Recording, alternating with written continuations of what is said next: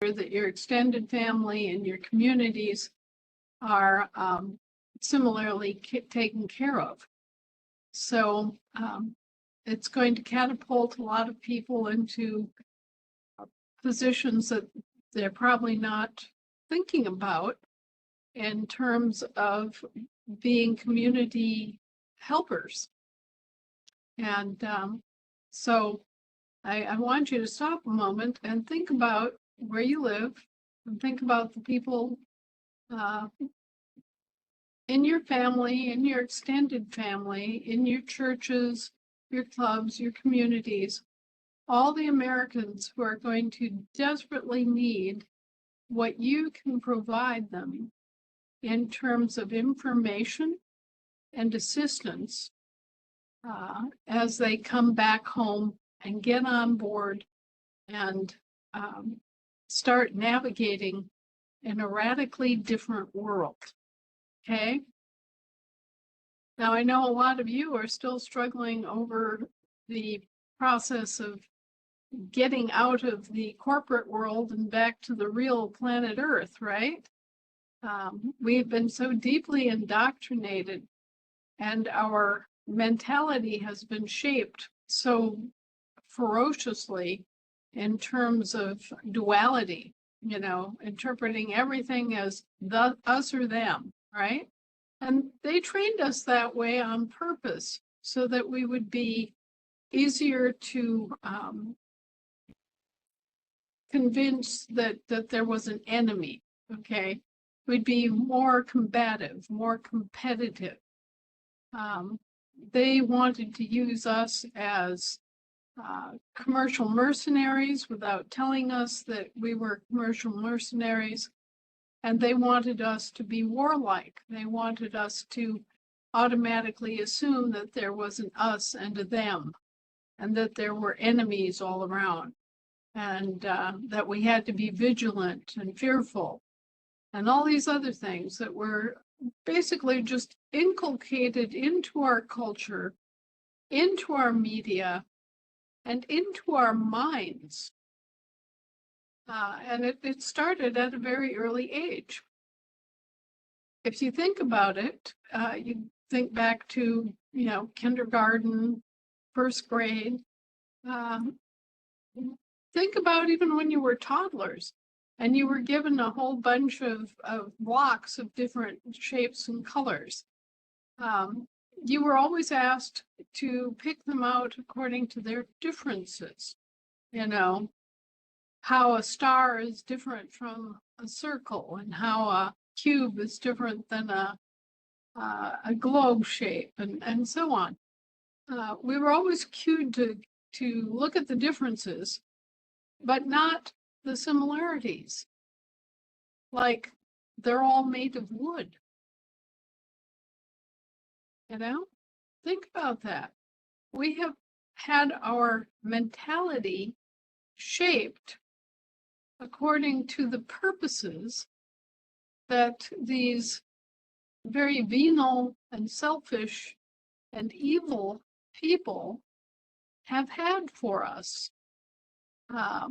During the 19th century, they wanted nice, desperate, poor, impoverished factory workers who would endure terrible working conditions just because they had to eke out a small living to be able to feed themselves and their families, okay? So they geared everything toward that. And then they went on a world rampage of war profiteering. And again, they molded and shaped our thinking to adapt us to a warlike mentality of us and them, right and wrong, black and white, you know. They really pushed this pattern of thinking in the schools and in the media and everywhere they could, so that they had a willing population that would embrace war as a culture. Now, you and I know that Americans are good people at heart. We know that they're not warlike. that they like to live in peace, that they like to have comfort, okay? They're not by nature bad people. And yet much of the Western world and much of the world in general thinks of us as the bad guys. Why? Because we've been used as a storefront for other countries entirely. Different foreign interests have used us, just like the Landgrave of Hesse used his people as mercenaries, the Hessians, in the Revolutionary War. So, you know, we've gotten a very bad rap throughout the world as being bloodthirsty, ruthless, cruel, warlike, arrogant, selfish, greedy, dishonest. All these various horrible things have been laid at our door. And it's because we have been operating with limited information and making wrong assumptions as a result. And because there's been a very concerted effort on the part of the BBC and certain other news organs to always reliably portray anything that was heavy-handed or thuggish or questionable morally or violent or combative. It's always been the Americans.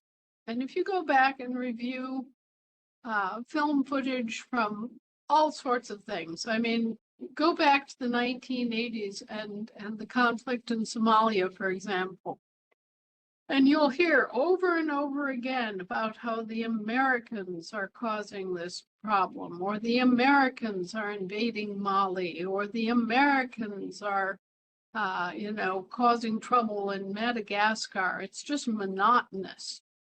And it's always the BBC pushing this line of it's the Americans, but it's not the Americans. It's really the British territorial masters who are misdirecting our troops and who have been misdirecting our activities throughout the world to make use of our resources and our manpower to carry out their wars of attrition, their wars of profiteering, and their wars to displace governments that won't go along with their lineup of evil.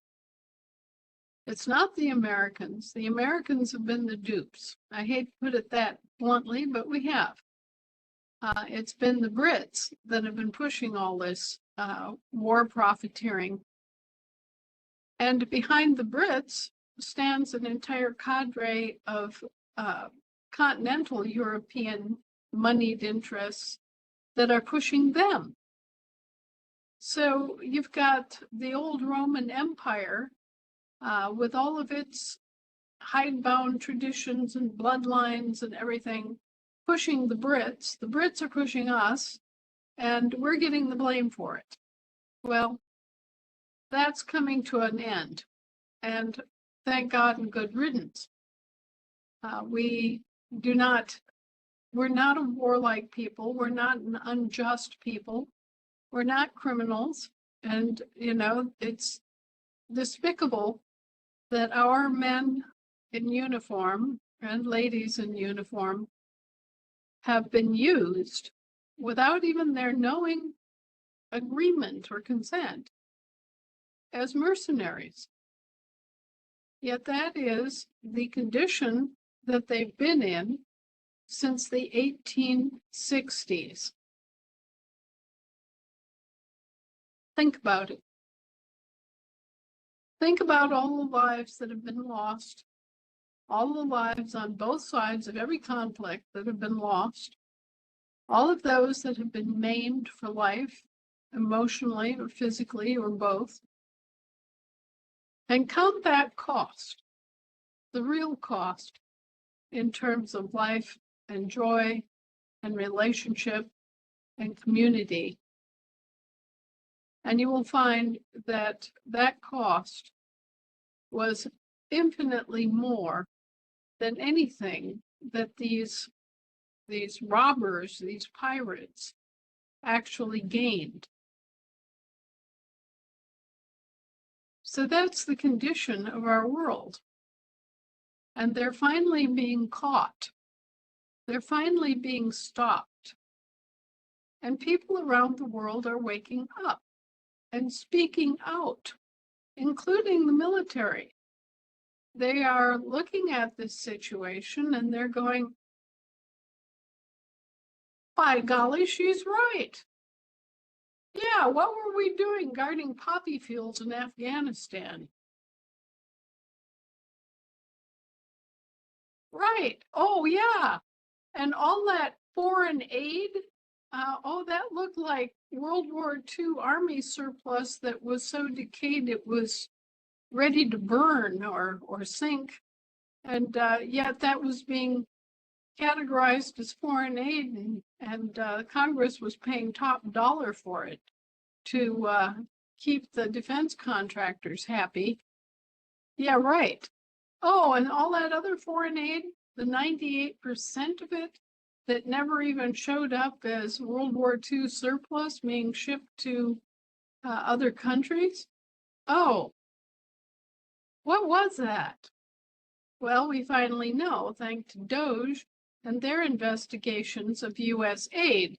But those of you who have been listening for a while and reading articles that I've written know that I told you years ago that 98% of all foreign aid never makes it to the country or for the purpose that it was allocated for, and that a great deal of it winds up back in the pockets of the politicians and the political parties in this country, which it does, which it still does, and which DOGE is just now beginning to close that great hemorrhage of money that is being illicitly siphoned off and used for bad purposes. I mean, or extremely questionable purposes anyway.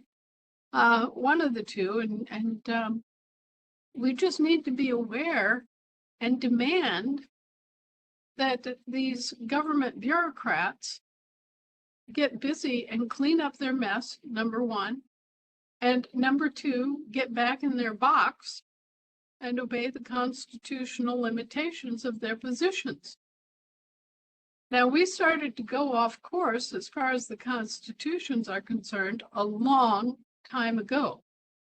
So what started out as a little zig or zag here or there, a bit of corruption, generals padding their pensions and things of that nature, that started during the administration of Ulysses S. Grant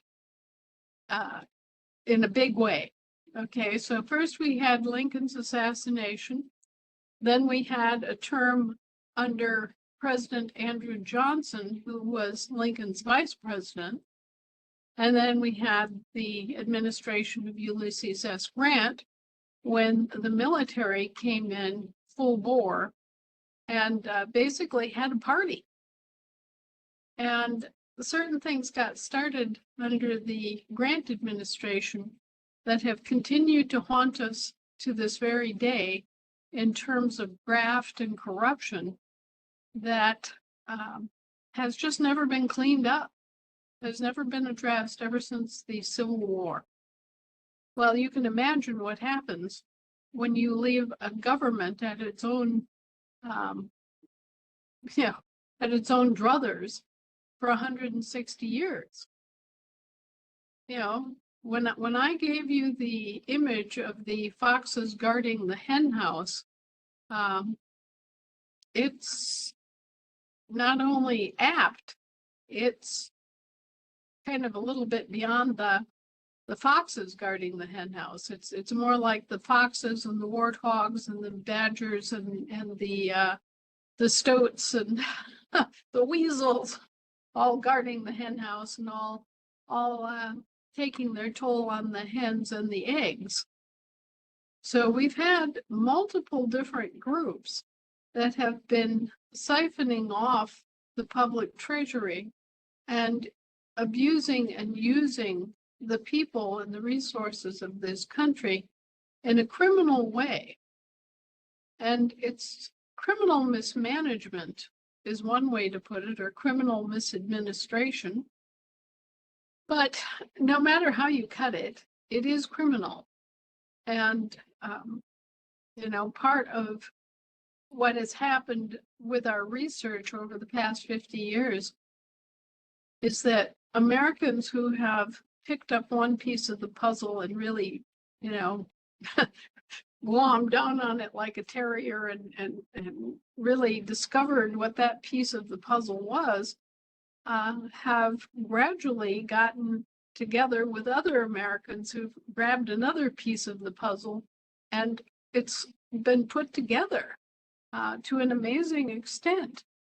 And we owe a huge, huge debt of gratitude to Americans who, over the past 100 years, have done that kind of personal research in one particular area and then passed it on. Because if they hadn't done that, we wouldn't have the primary source documents. We wouldn't have the information that we have today. So people who would now be in the time period of immediately after the Civil War squirreled away a lot of information and passed it on to their kids. And people in the 1930s did the same at crucial junctures. And people in the 1960s have contributed fabulously toward bringing together all the information, all the resources that we now have today that we can bring to bear and use to prove exactly what's gone on here.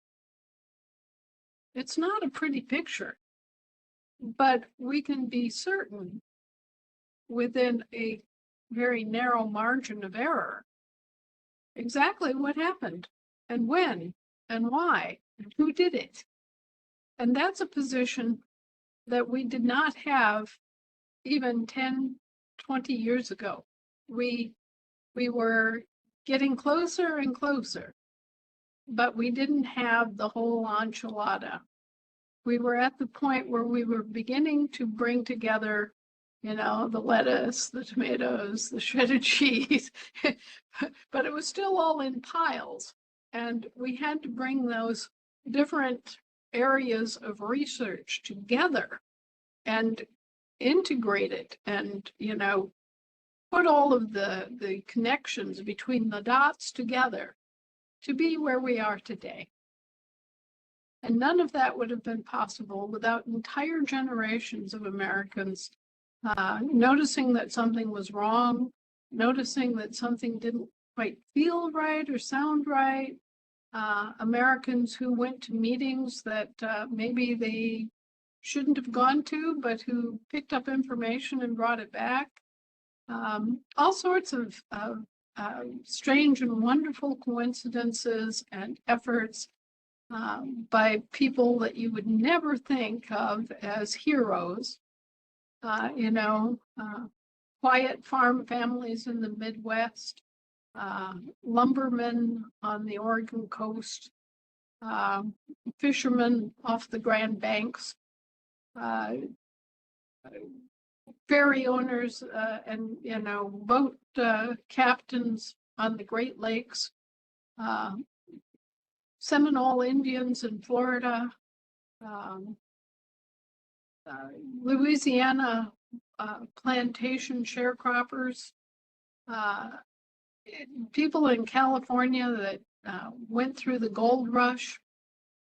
These are very disparate groups of people, and yet they were all Americans. They all cared about this country, and they all caught wind that something wasn't quite right. And so they looked into it, and they kept the records, and they kept the documents. And it's from them that we have inherited the ability to defend ourselves from many false claims that have been leveled against us as a country and as a people by the rest of the world. We have been able to prove not only a good portion of, a very, very significant portion of our own history and our own, how we wound up in this situation, but we've also been able to prove a large portion of the history of England, Ireland, Scotland, and Wales, and the Commonwealth countries, and exactly what happened to them. And so that has shed a lot of light on the misadministration and abuses of numerous British-speaking governments. But it also then takes us on a more in-depth and a fascinating but terrible research into the governments of continental Europe. Because at the end of the day, even though the Brits are always reliably at the bottom of the dog pile, as I have told you since day one, it turns out that the Brits were being used as storefronts by Germans and Italians, the same exact nations that were engaged in, well, were so heavily engaged in the Nazi movement. So, there were French Nazis and Belgian Nazis too, and we tend to forget about them, but we shouldn't, because they were key players and linchpins. And so were the Swiss Nazis. There were quite a few Swiss Nazis. But, our attention has been deflected to Adolf Hitler because, of course, he was such a strenuous orator, right? And we have these unforgettable pictures of these humongous torchlit parades and gatherings that the Nazis put on in Germany. And we tend to kind of forget a little bit about Benito Mussolini, okay? But there were definitely Italian fascists. And we also tend to forget about the role of the French fascists, the Vichy French, and the Belgian fascists, who were another outgrowth of political party in Belgium, and the Swiss fascists, who were linchpins in the banking industry in Switzerland. And so we have all of these European Nazi fascist people who bought into the Nazi ideas, the ideology of the Nazis, even though they were not as identifiable as Adolf Hitler and his followers in Germany, okay? So when we start digging back, we find out that the Nazis had a much greater spread, a much greater influence worldwide than we ever suspected, because our attention was so centered on the German Nazis that we forgot about all the rest. And they're out there in vast numbers, and unfortunately, just like a bad gene will replicate a dread disease or a physical problem, a bad idea can also pass on generation to generation and create more bad ideas. So the idea behind Nazism, fascism, basically is an offshoot of communism. And my father explained it to me like this when I was just a little girl. He said, the communists come in and they steal everything, but then they take responsibility for it and try to run everything. And they pay, the expenses and take responsibility for running everything. The fascists come in and they steal everything, and then they force you to run everything and pay for everything at your own expense, while they control everything and reap the profits off of it. So given a choice between communists and fascists, guess what? You're better off with the communists if you're just an average guy. Hands down. Unfortunately, that is something that we are never taught. We never think about it. And another part of the fascist movement worldwide that we never think about is the fascist wars in Spain. And it turns out that Franco and the Spanish Civil War and the battle of the old imperialist forces and the ancient bloodlines of Spain against the fascists during all of that terrible carnage were important to the entire history of Europe, because really that's where the fascist forces broke into the treasury, so to speak, and really gained a foothold on actual physical assets. They stole Spain blind. They absolutely went in as a mercenary force that was multinational, and they stole everything that they could possibly steal from Spain. Now, most of us think of Spain as a relatively poor country, but Spain was one of the richest countries prior to Franco, prior to the wars. So this is something that if you step back from history and look at it, you can observe in India too. India was one of the richest countries on earth. Their Maharajas had wealth of gold, silver, platinum, jewels, unimaginable jewels, land, commodities of every kind, an ability to create vast food resources, wonderful water resources. India is incredibly wealthy in terms of its natural components. And it was one of the richest countries in the world right up until the British Raj snuck in the back door of their government structure and got control of their bureaucracy and began exporting the wealth of India to the European monarchies. Okay, same thing happened to Spain. Spain was incredibly wealthy, and these mercenaries went in and trashed Spain and seized generational wealth that was owed to Spain.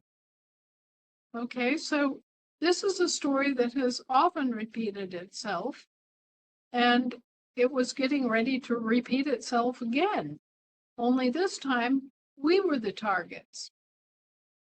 These same criminals were setting up to have the Chinese come in vast numbers and use just the strength of their population, if nothing else, to wipe out the United States and take vengeance on the Americans who were accused of not paying their bill with China. And yeah, we were set up as the scapegoats this time. It wasn't India, it wasn't Spain, it was us that were on the chopping block for these mercenary European fascists. And, there's just no other word to describe them. They are fascists. Unfortunately, we found out that a lot of this was being created by the remnants of the quote-unquote Holy Roman Empire, which had been the secular component of the Roman Catholic Church, and which was so corrupt that it was repeatedly suppressed and repeatedly liquidated. And so there's been this component of the Roman Catholic Church involved at a secular level with all of this fascist promotion of fascist values and fascist political ideology and all this mercenary war for profit, privateering, piracy, all of this stuff that's been going on for the past 300 years. So then we got to looking at, you know, where did the money go? Where did all this wealth just evaporate to? Well, a lot of it got cashiered in European banks.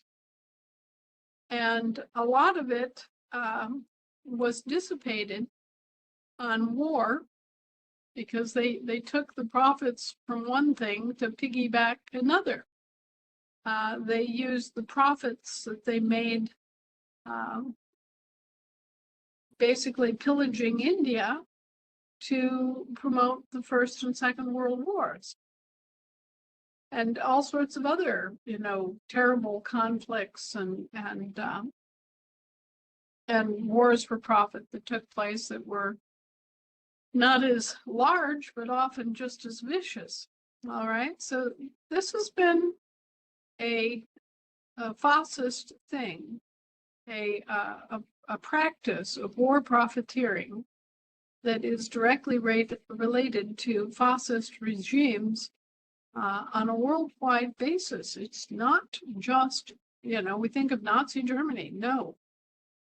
Think of it as a worldwide political ideology and economic ideology that the proponents have continued to press and to support and to insidiously, hook or by crook, promote. Now, there are lots of people in fascist countries who are not fascists. There are lots of perfectly sane and wonderful Roman Catholic people who have no idea some of the terrible things that have been done in the name of the church, or terrible things that have been done in the name of the Roman Catholic secular government. So it's not like everybody is bad. It's that certain elements of the leadership and the bureaucracy are bad to the bone.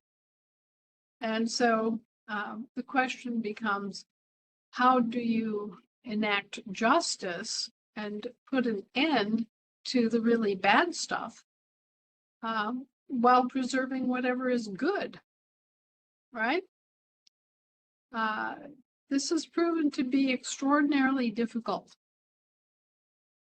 And it's extraordinarily difficult, not because good people don't exist, but because the rats have found ways by blackmail, by influence, by interlocking trust directorates, by mutually assured destruction economic pacts, by consolidation of entire sectors of the world economy under controlled leadership, by numerous controlled opposition activities and groups that have taken over political leadership in countries, and last but not least, by what is called generative political regime change, okay, which is basically what we're all aware of,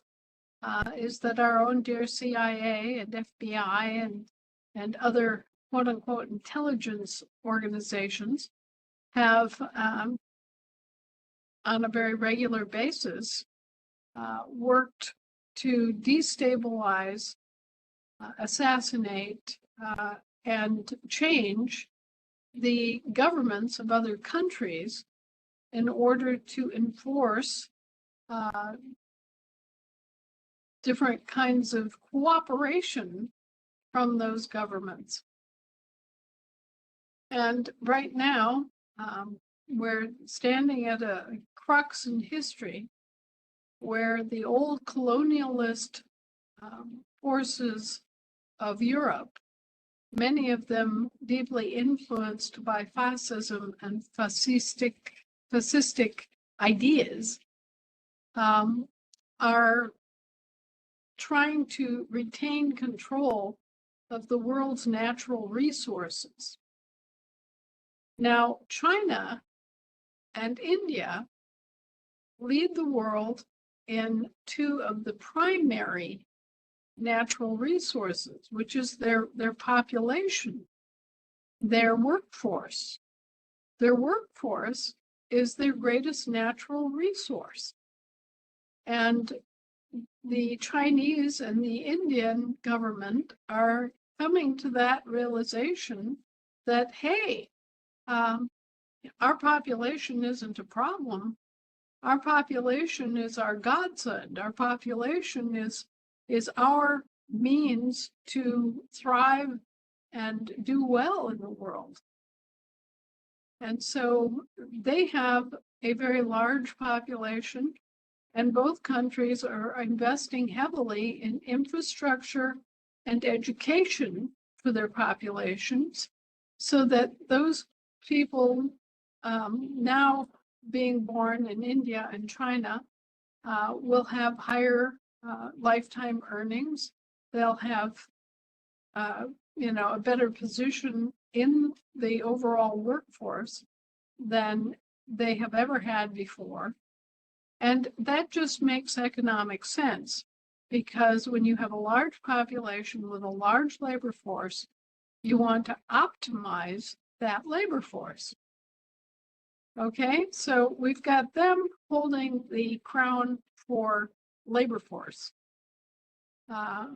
Then we have our country, which is not all that populous, 320 to 350 million Americans scattered from Alaska to Boston and down, to Texas.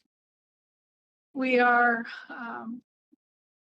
blessed with land primarily. We're blessed with minerals, certainly blessed with oil in large quantities, but lacking somewhat in the personnel division, the labor force.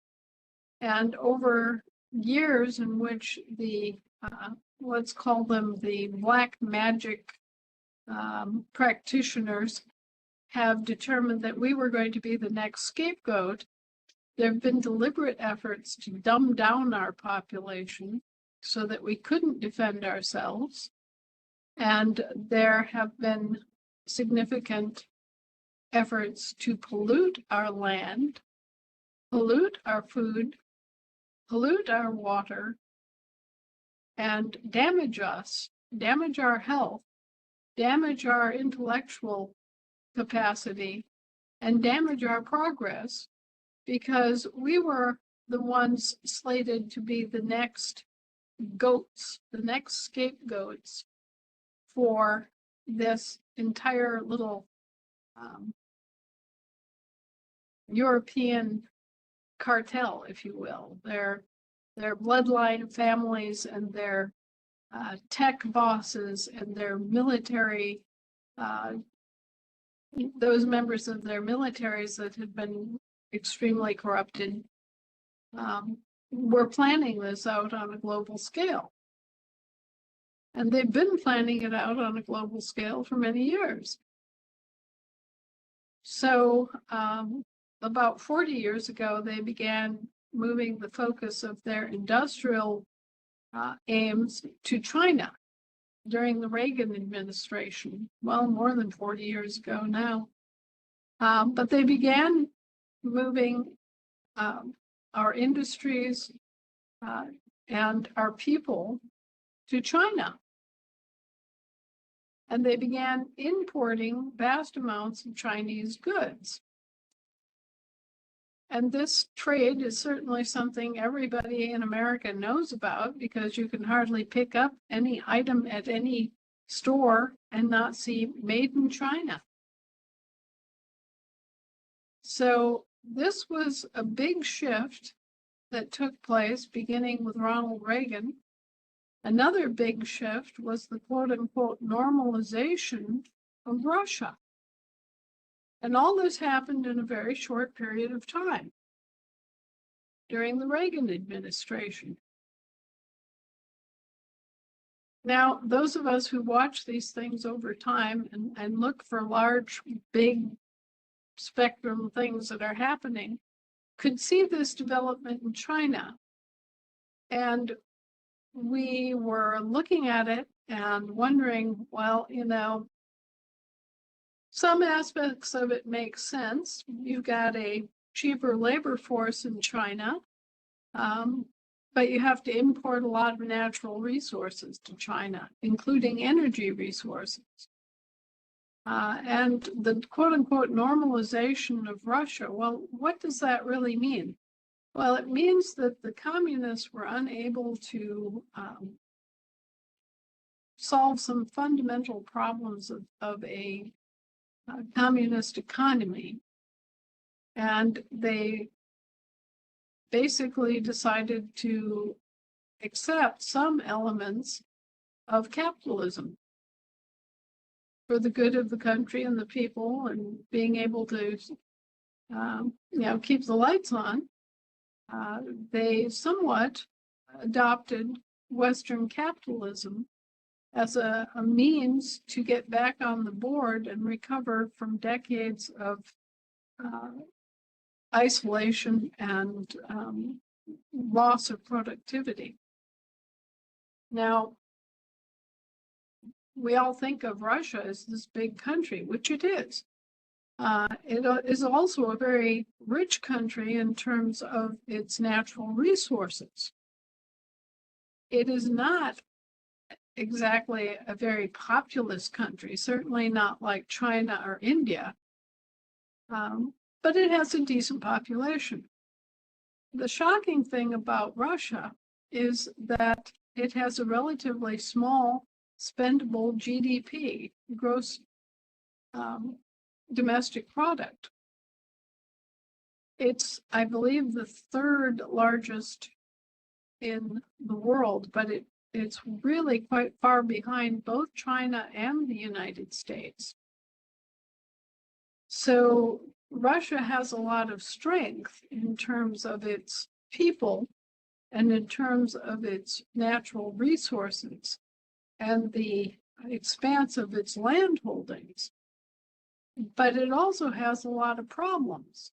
It has lack of infrastructure, and it has a very limited gross domestic product that it can use as development funding. So these are things that you become aware of over time, just watching the ebb and flow of not just politics, but trade. And trade is exceptionally important in terms of the living standards, the educational opportunities, the cultural progress, the health of the population. These are the things that really count. And, you know, looking at this from my standpoint as a grandma is I want everybody to have what they need. And I do not want the world manipulated and preyed upon by these mercenary forces. So that has been a primary goal of mine throughout all of this, is that we would get rid of things that are polluting or ruining our food sources, like fluoride in our water, that we would get rid of the chemtrails, which have been, used to pollute our land and to also make it more vulnerable to the use of directed energy weapons. There are lots of things that have been polluted beyond recognition by unrestricted, unregulated commercial products. I mean, people joke about food that has no nourishment. Well, it's actually quite worse than that. There are foods that are not foods, that you might as well be eating cardboard. And these things are quite unnatural to our digestive systems, and they are harmful in a manner that places an undue load on our body's ability to get rid of waste. Okay, so all of this has been going on right in front of our faces. And at the end of the day, you've got a world that is messed up. I mean, there's just no other way to put it. The ecology is messed up. The water is polluted. The sources of energy are absurdly expensive and controlled by a cartel monopoly interest. You've got vast amounts of land that's been polluted one way or another by these jokers. And you've got the beginnings of a food war, for lack of a better way of putting it. It's not bad enough that inflation is doubling the cost of food, or even up to 150% more. You know, it's really getting absurd out there in the marketplace. But you've got people that are running around claiming that they own water resources that are public water resources. You have tech giants like Microsoft going out and snapping up farmland by the hundreds of thousands of acres. You have all of these government goons attacking family farms and, evicting farmers off of their land that they have owned for generations. You've got politicians who know nothing about food dictating standards for food and dictating who's going to be able to put what kind of additive in your food. All of this is going on at the same time. It's like watching this gigantic machine that has been on a tangent for 40, 50 years, having to stop. Okay, first thing is to get it stopped, right?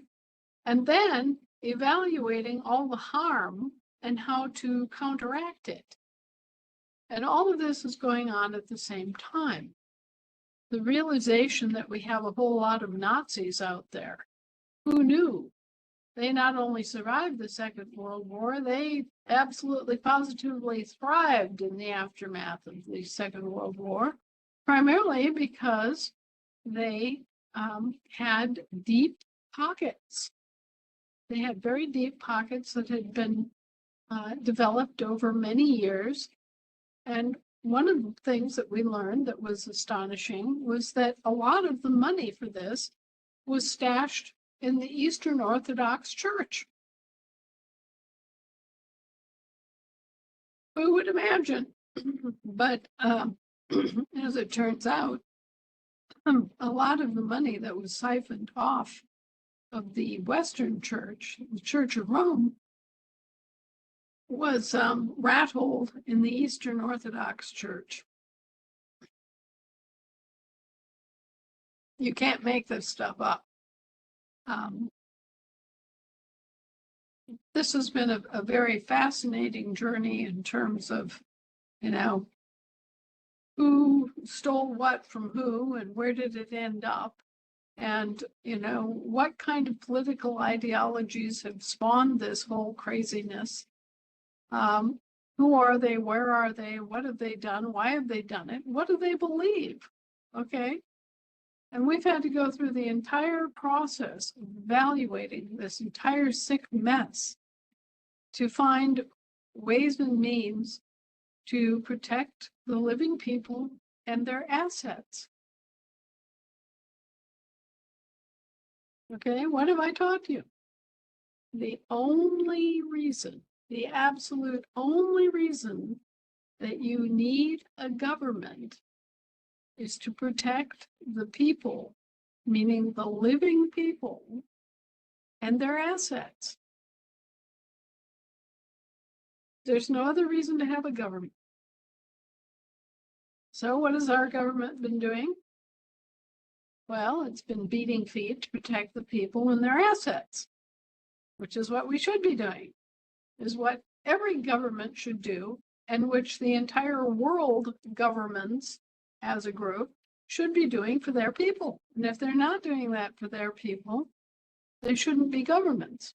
They should be removed, and something that is on point, that does know what it's supposed to be doing and is committed to doing it, becomes a national government for each country. Now, personally, I've been enjoying the heck out of Ibrahim Traoré in Burkina Faso, because that young man speaks truth, and he does it in a very even-handed and logical way. We need leadership throughout the world that has that kind of pragmatic viewpoint of protecting the people of their country. And, just basically taking care of business with malice toward none, but in the best interest of their people and their country, taking care of the people and their assets. And so I admire Ibrahim Traoré. A great many people do, simply because he has a well-reasoned, intelligent approach to the actual duty of a government, which has been sadly lacking for decades, as governments have been redefined as one of two species of corporation colluding together against the people of each country and nation. Now, exactly how they've done that is something else that we've had to discover.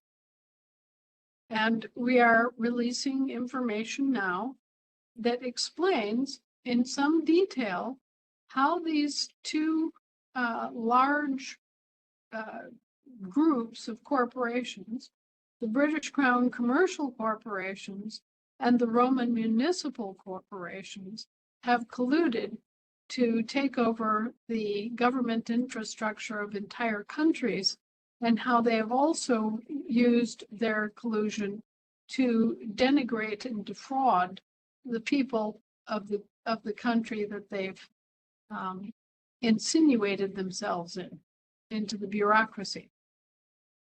So you'll be seeing that up front and close and personal. And you'll get a good example of it laid out for you to examine and be aware of, so that, number one, you can see it going on in your own state or your own country. And number two, so that you can begin to develop the sorts of responses or programmatic changes, organizational strategies that are needed to overcome this kind of corruption and displacement of the government that you're owed for commercial and municipal interests that are foreign and that have been colluding against your better interests. Okay? Now, I have been very, I guess you could say, for lack of any other word for it, tremendously gifted with lots of insight, lots of information, lots of assistance from other researchers, lots of great minds working on different aspects of the problems that we all face. And I'm happy to say that I'm getting my house back. Now, I'm, still in my little condo here, and that's fine. I'm not suffering. I'm fine, but I am going back to my house. And people look at that who thought, oh my, Babylon, Babylon, they've come and they've done this dreadful thing and they've thrown grandma out of her house, and like millions of other people, she's going to lose her house and be cast out in the street, and her major investment for her lifetime will be lost to these thugs. And a lot of people have been going around and cringing and crawling and being afraid, oh, well, if they can do this to grandma, they can do it to anybody. And, they've been frightened by what's happened to me. And I want everybody to stop. There's nothing to be frightened of. I mean, sure, there's the inconvenience. Sure, there's the threat. Sure, there's the adrenaline rush when somebody wearing a fancy uniform that you paid for, by the way, and a flak jacket and a nightstick and a 6-gun and comes swaggering in and says, well, we're here to evict you. Oh, yeah? That is kind of frightening, right? But don't be afraid. Those men haven't got a clue what they're doing. They don't know why they're doing it. They don't know the basis of it, or if there is a basis for it. All they've got is a little piece of paper that's signed by someone that they think is a judge, right? To go evict so-and-so and so-and-so from such and such location. And they know no more than that. They have no moral judgment. They have no ability to evaluate with, whether the order is lawful or not. They're absolutely clueless, and they're kept clueless by those who benefit from this activity. All right? So, yeah, you're dealing with mindless thugs who think they're doing the right thing when they're not. Okay? And we have to realize that. We have to be smart enough to figure, well, this poor yokel doesn't know any better. And we're not going to risk getting harmed ourselves or getting them harmed over material things. So yes, I objected vehemently. I told them that they were in the wrong, that they were acting outside their jurisdiction. I filed a formal complaint the same day that this eviction happened. And that's what everybody should do. All right? If you have to go, go peacefully, file a report against them, make the jurisdictional claim right up front, and then hunker down, find yourself a place, stay with relatives, rent a place, do what you need to do, and then begin the process of exposing exactly what they're doing and why. Now, there is a clause in all the federal constitutions that's called the illegal takings clause. It's very seldom referred to because, of course, there are a lot of illegal takings. But it means basically that they can't take your property for a supposed debt if they owe you more money than the debt, and then leave you without recompense. Okay, just think of it in terms of, say that you owed somebody $10, but they owed you 100. They cannot file a commercial lien against you for the $10 and take your entire house for their $10 lien, okay? And this is what they're doing. They're doing it all over the country. And they're doing it on spurious grounds. You know, there's no actual validated debt anywhere. Those of you who heard me describe the court case that I went through as a, basically to observe them, right? They could not come up with a validated debt of any kind. They thought they didn't have to come up with a validated debt because they were mischaracterizing and misidentifying me as a citizen of the United States, a municipal citizen of the United States. And so they think they can just make merry with all the 14th Amendment citizens that they've created for themselves out of thin air. However, it turns out that that's not what they were able to do in the end. Instead, what has happened is that we turned our research acumen toward looking up the primary sources that were at our fingertips, and we began a process of tearing apart their entire government from the very basics of their constitution all the way down to their practices.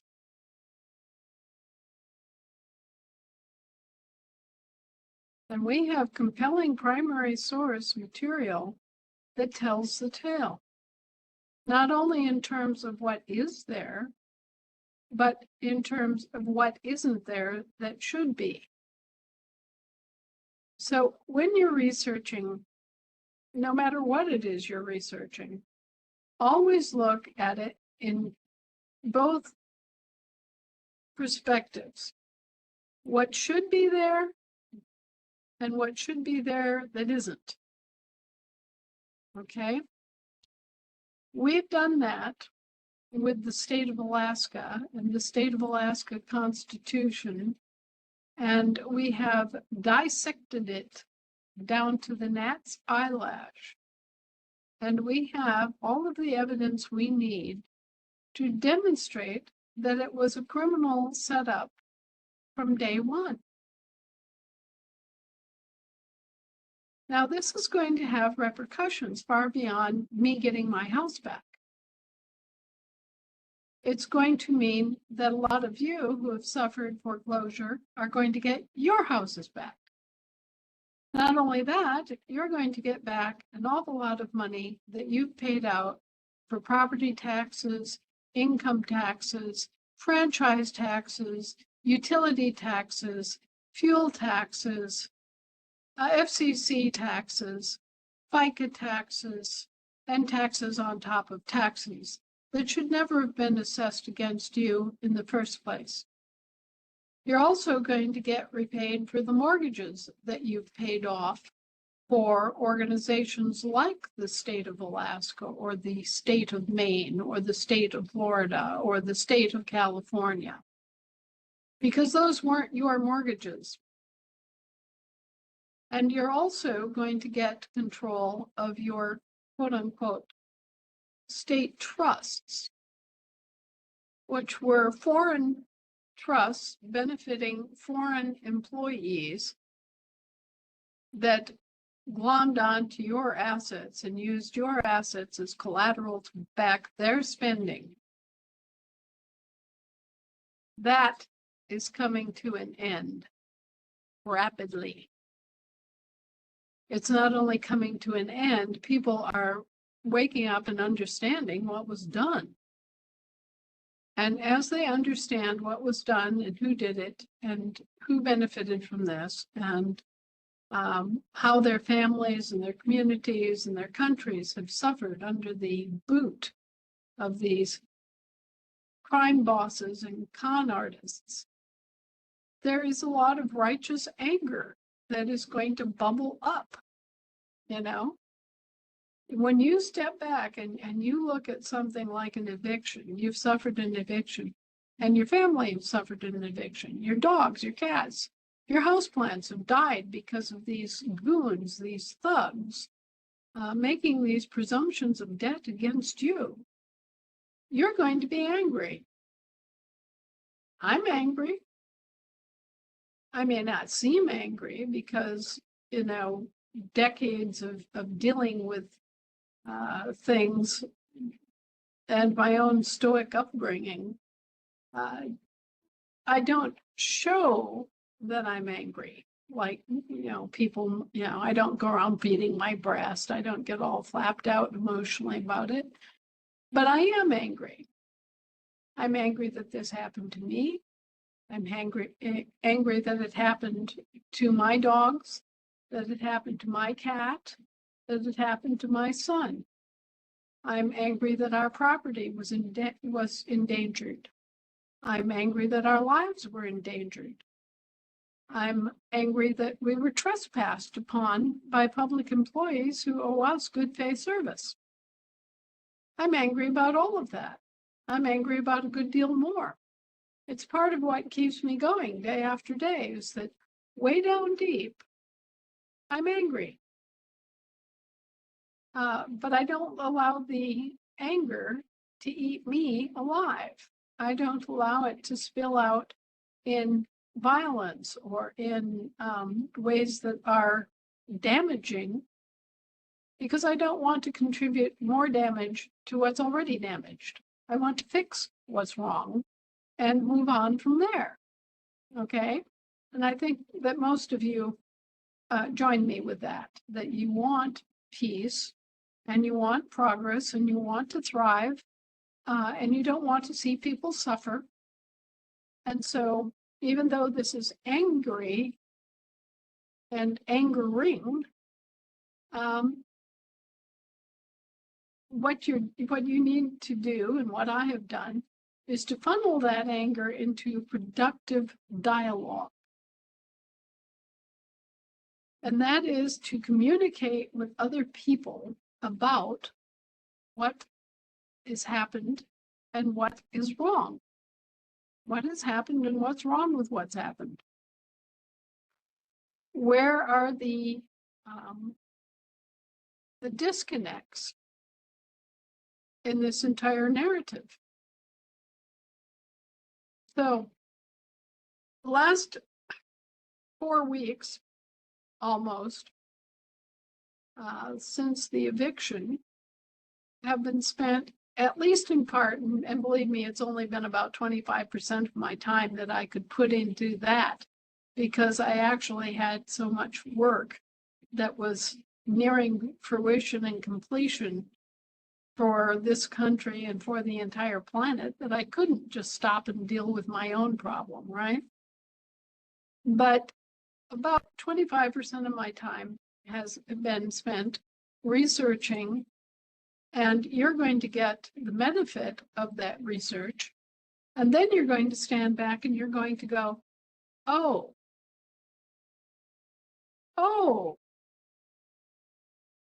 I wonder if that's what happened in the state of Ohio. I wonder if that's what happened in the state of California. I wonder if that's what happened in the state of Wisconsin. And when you start digging, you're going to find that, yes, that's what happened. It just happened decades before it happened here in Alaska. We are quite fortunate in that Alaska only became a state in 1959, and it's pretty clear from the records, the primary records that are still available, what kind a state it became. And what I want to draw your attention to, among other things, is Wikipedia, of all things. Look up the, this is not showing up well, but it's u.s.state in small letters. Capital U dot, capital S dot, state in all small letters. Look it up. And you will learn that there is such a thing as a federalized state. Right there. In Wikipedia, of all places, says it as boldly and baldly as I have ever seen it described anywhere. And it says, in the United States, a state is a constituent political entity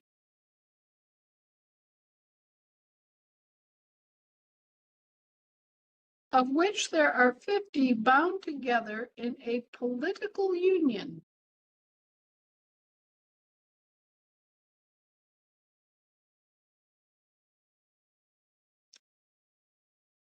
Each state holds governmental jurisdiction over a separate and defined geographic territory where it shares its sovereignty with the federal government. That's how they are defining a federalized state. And that is precisely the kind of state that they've created for their own benefit. But it's not the state of the union that you are owed and that you owe yourself. Let's tear this apart a little bit. Is a state a constituent political entity? And the answer is no. That's not how we define a state. Our states are physically defined. Our states have borders. Our states have land, trees, rodents, birds, people, okay? We're not a political entity at all. We may join to create some kind of political body politic for the purposes of administering our holdings, our land, our soil, our water. Yes, we might do that. But we are not a constituent political entity, and we do not create a political union. Our union is a business union, pure and simple. It has nothing to do with politics. Also, we do not share sovereignty with anybody, least of all the federal government. The states of the union are sovereign entities, period, and they delegate certain powers to the federal subcontractors so that those subcontractors can provide specified services. That isn't the same as sharing sovereignty. Think about it. Sovereignty is a matter of actual possession and ownership and inheritable interest. It is not something that you share with your subcontractors. Even if you delegate certain responsibilities and certain powers to them, that is not really sharing the sovereignty. That's assigning work. It's a whole different bailiwick, a whole different take on how we define our relationship with the federal government. We don't live in a federalized state. We live in a state of the union. And what they refer to as the union is a bunch of businesses all getting together, like the Chamber of Commerce, and coffee klatching about how they can increase revenues at the expense of their employers.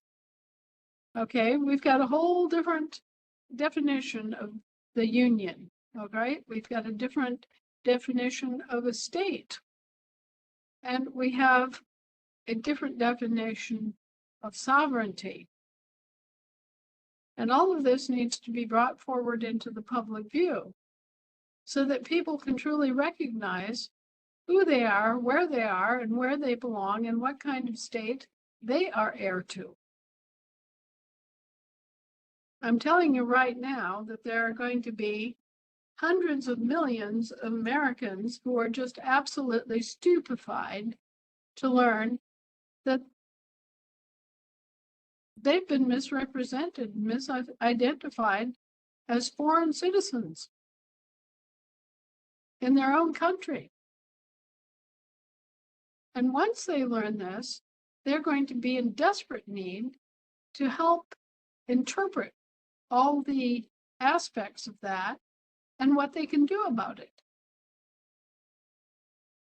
And that's where each and every one of us has a moral duty to assist our fellow Americans in understanding what happened to our country, how we got into this mess, and what we can do to get out of it.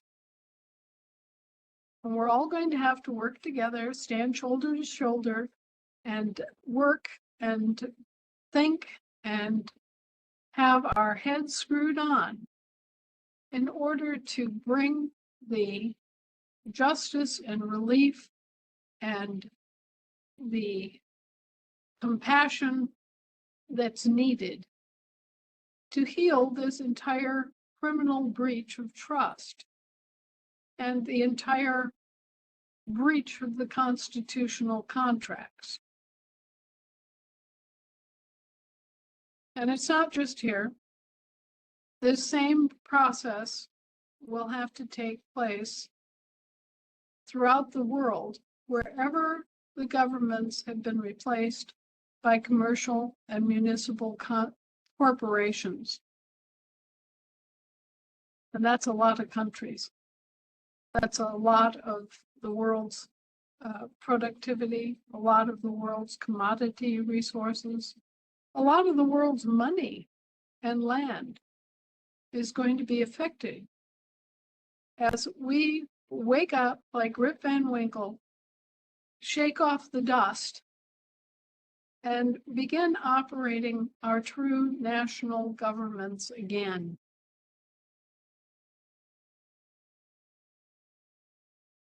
Anyway, I've got some great stuff to share, which I'm going to do immediately. And you can go over all of the records. You can see for yourself what I've been talking about.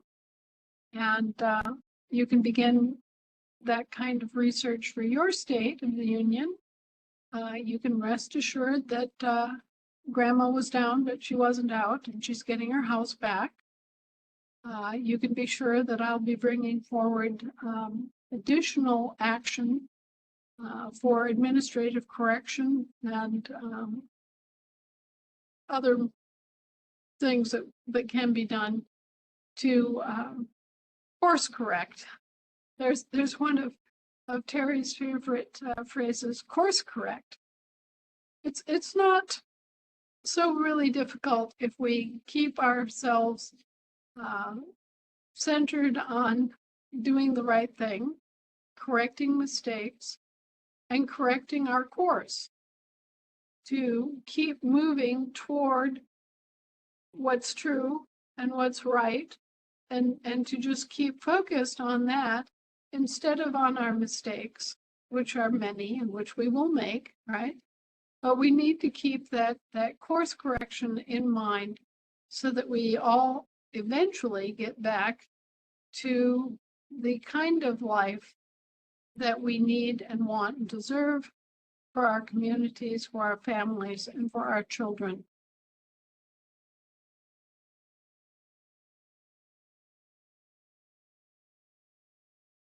So I guess that's about all I can long-windedly say tonight. I will post the information I have for all of you. The bank has made absolutely splendid, immense progress.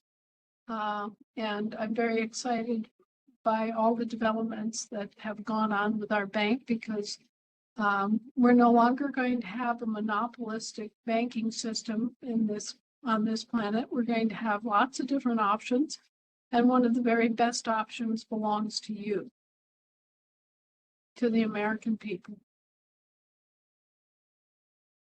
And I'm really looking forward to everybody getting their dashboard and being able to generate their own QRC codes.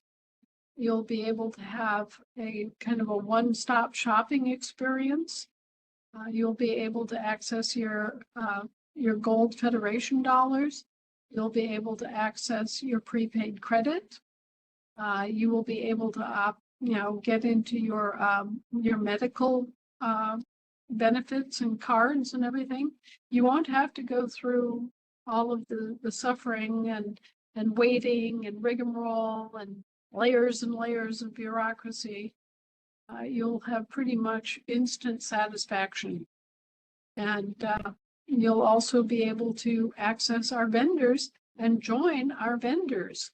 Okay, so if you have a business and you're sick and tired of 80 million statutes and want to live according to a very simple rule of only 2 laws, then you can join our vendors list, and you'll be able to trade directly with businesses that support our very simple and direct, old-fashioned, we admit it, but very simple, direct trade practices, where your QRC code matches their QRC code, and ba-boom, a transaction took place, and you can buy and sell, and you don't have to go through all of the miseries that have and control mechanisms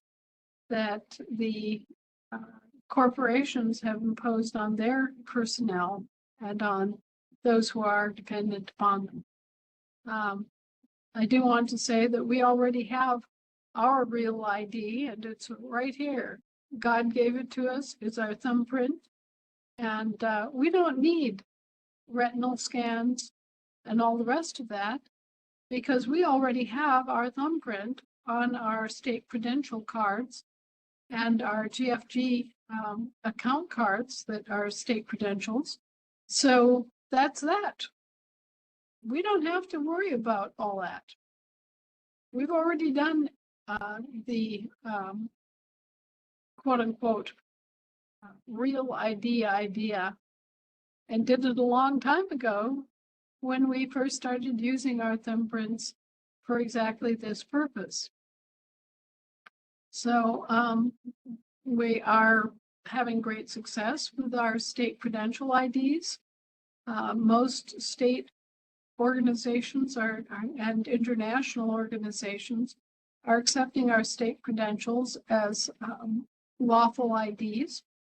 And we've had a lot of reports of people using their state IDs, their credentials, I should say, successfully.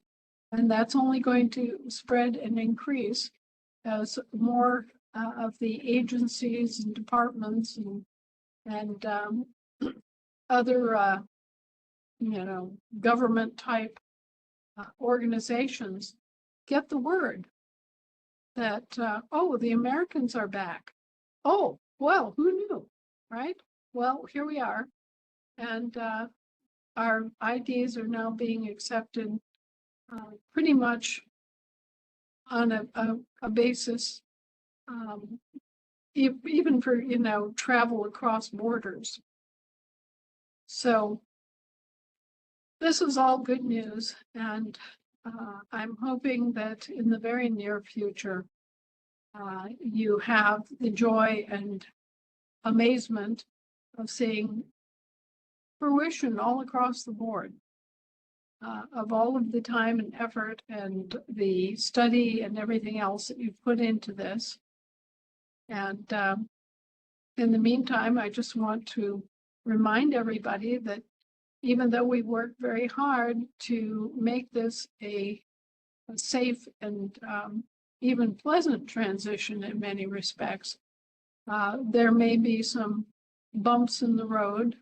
There may be some areas, if you live in a big city, for example, there may be altercations. There may be people who simply don't understand that, yeah, you're an American. And there may be people who are, being abused by various factors in the present situation who need to be told that, hey, if you're a Mexican, it's time to go back to Mexico because you're going to have your share. You're going to get your money back. You're going to have your opportunities. You're going to have your own construction projects. You're going to have things that you can do in Mexico that will make it into a garden and, give you life and peace and joy that you don't need to borrow by moving here. I mean, if I were a Mexican, I'd be beating feet for home right about now. But they need to hear that. They need to be reassured that, yeah, this is coming to your country too.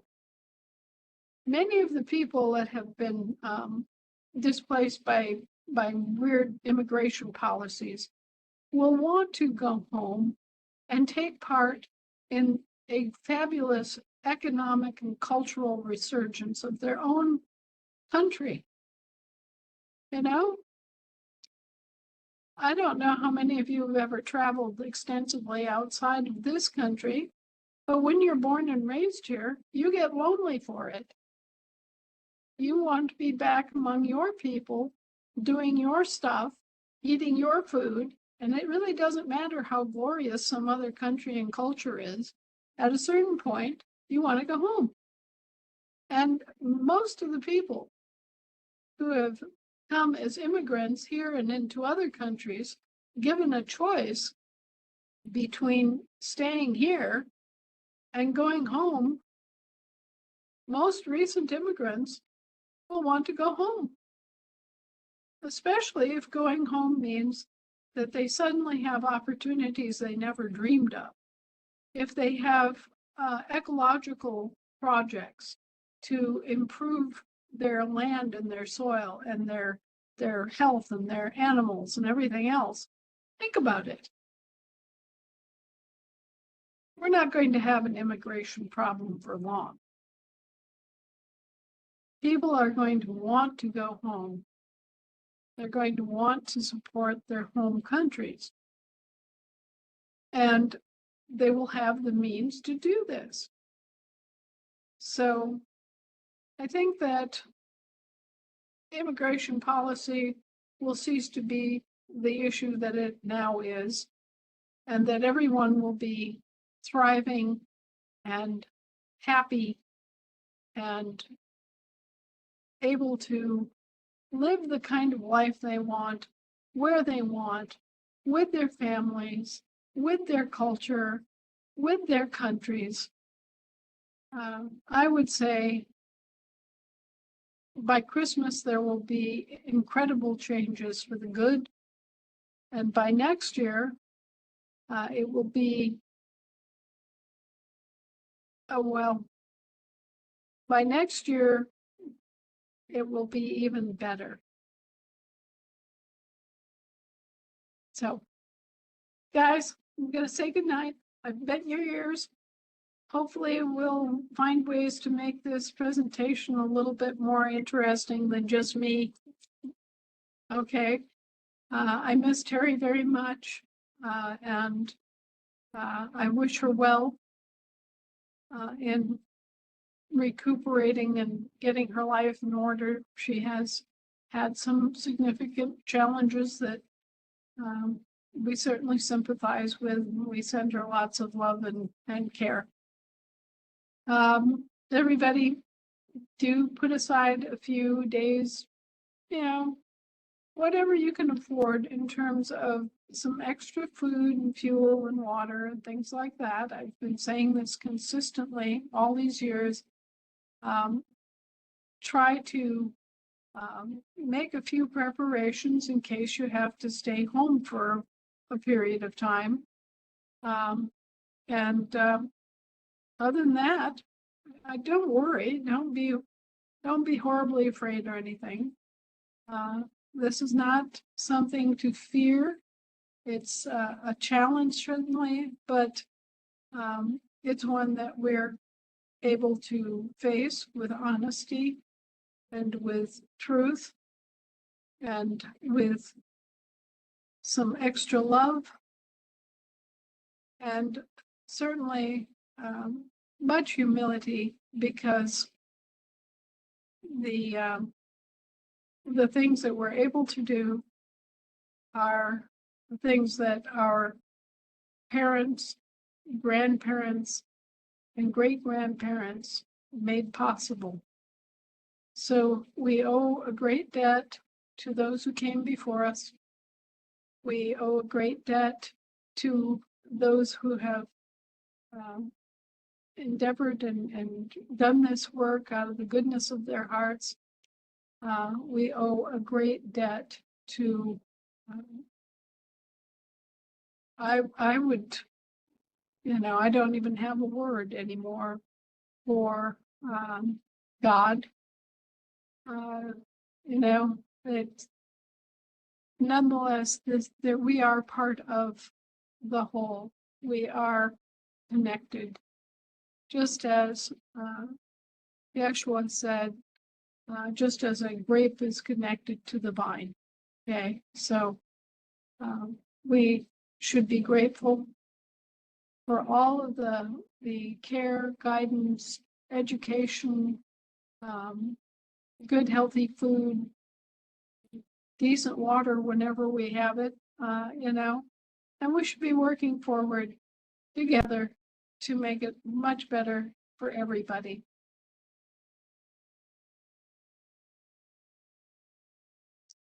Thumbs up.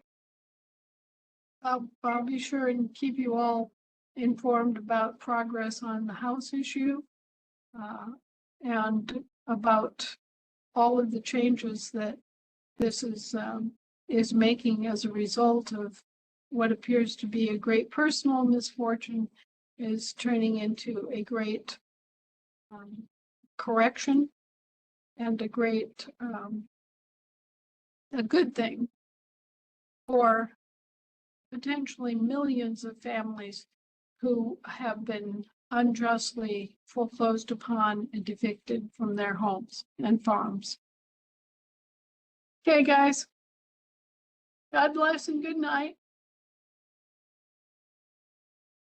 All right, thanks everybody for coming. Like I said, bearing with us. We're making this work until Terry can return to us.